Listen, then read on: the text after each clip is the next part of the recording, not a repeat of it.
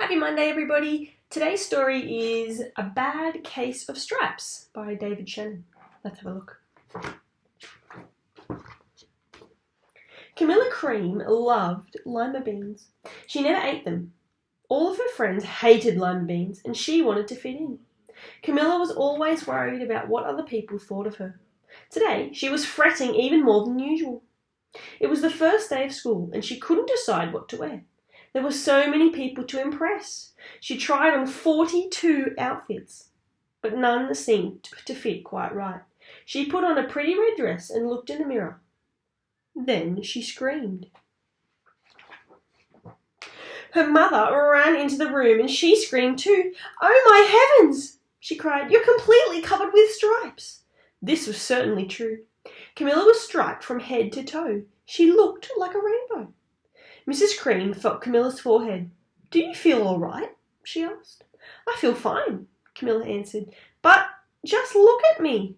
"You get back in bed this instant," her mother ordered. "You're not going to school today." Camilla was relieved. She didn't want to miss the first day of school, but she was afraid of what the other kids would say, and she had no idea what to wear with those crazy stripes. That afternoon, Dr. Bumble came to examine Camilla. "Most extraordinary!" he exclaimed. "I've never seen anything like it.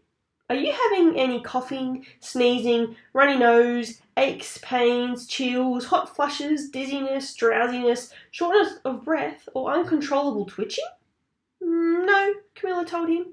"I feel fine." "Well then," Dr. Bumble said, turning to Mrs. Cream, "I don't see any reason why she shouldn't go to school tomorrow. Here's some ointment that should help clear up those stripes in a few days. If it doesn't, you know where to reach me." And off he went. The next day was a disaster. Everyone at school laughed at Camilla. They called her Camilla Crayon and Night of the Living Lollipop.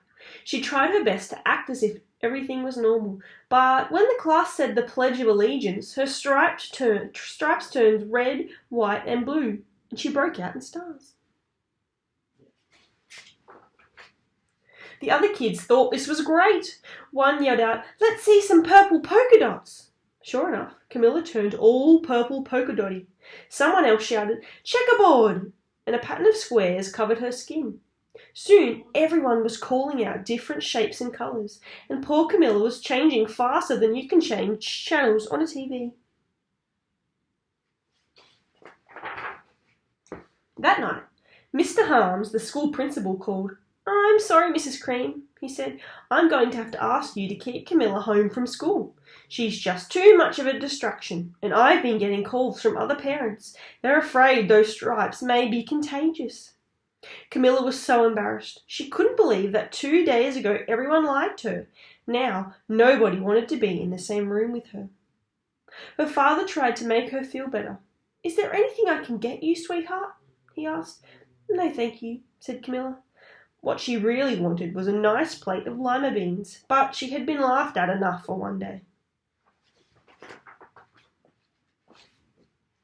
Well, yes, I see," Dr. Bumble said when Mr. Cream phoned the next day. "I think I'd better bring in the specialists. We'll be right over." About an hour later, Dr. Bumble arrived with 4 people in long white coats.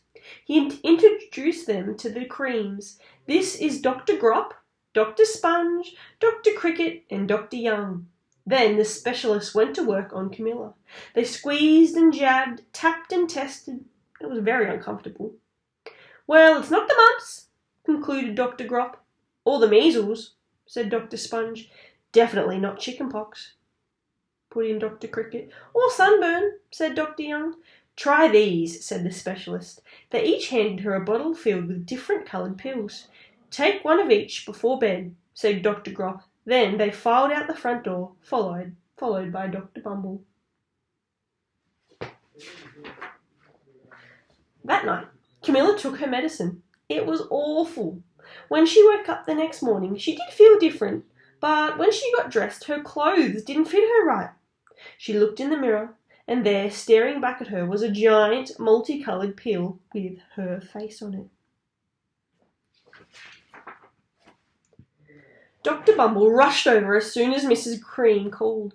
But this time, instead of specialists, he brought the experts. Dr. Gord and Mr. Mellon were the finest scientific minds in the land. Once again, Camilla was poked and prodded, looked at and listened to. The experts wrote down lots of numbers. Then they huddled together and whispered. Dr. Good finally said, "It must be a virus," he announced with authority. Suddenly, fuzzy little virus balls appeared all over Camilla. "Or possibly some form of bacteria," said Mr. Mellon. Out popped squiggly little bacteria tails. "Or it could be a fungus," added Dr. Gord. Instantly, Camilla was covered with different coloured fungus blotches. The experts looked at Camilla, then at each other. "We need to go over these numbers again back at the lab," Dr. Gord explained. "We'll call you when we know something," but the experts didn't have a clue, much less a cure.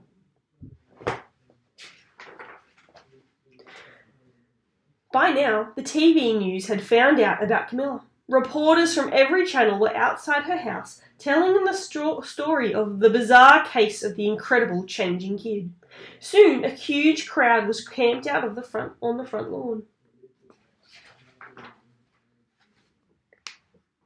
The Creams were swamped with all kinds of remedies from psychologists, allergists, herbalists, neutralists, physics, an old medicine man, a guru, and even a veterinarian.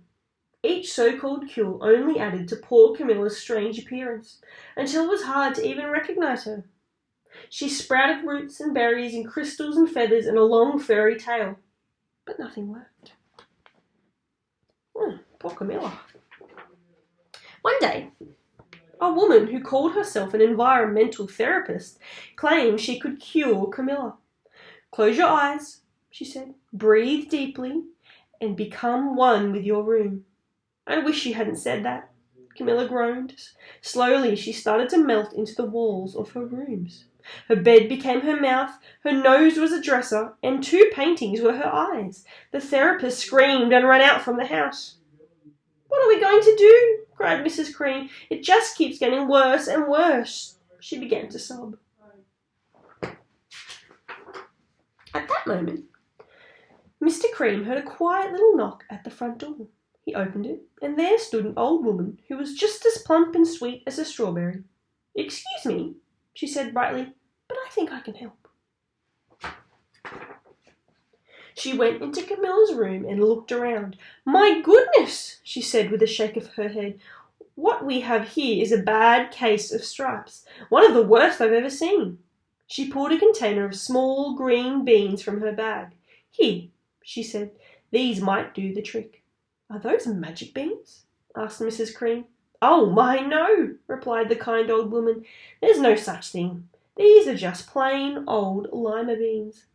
"I'll bet you'd like some, wouldn't you?" she asked Camilla. Camilla wanted a big heaping plateful of lima beans more than just about anything, but she was still afraid to admit it. "Yuck," she said. "No one likes lima beans, especially me." "Oh dear," the old woman said sadly. "I guess I was wrong about you." She put the beans back in her bag and started walking towards the door. Camilla watched the old woman walk away. Those beans would taste so good, and being laughed at for eating them was nothing compared to what she'd been going through. She finally couldn't stand it. "Wait!" she cried. "The truth is, I really love lima beans." "I thought so," the old woman said with a smile. She took a handful of beans and popped them into Camilla's mouth. "Mmm," said Camilla. Suddenly, the branches, feathers, and squiggles and tails began to disappear. Then the whole room swirled around. When it stopped, there stood Camilla, and everything was back to normal. "I'm cured!" she shouted. "Yes," said the old woman. "I knew the real you was in there somewhere." She patted Camilla on the head, then she went outside and vanished into the crowd. Afterward, Camilla wasn't quite the same. Some of the kids at school said she was weird, but she didn't care a bit. She ate all the lima beans she wanted, and she never had even a touch of stripes again. That's the end.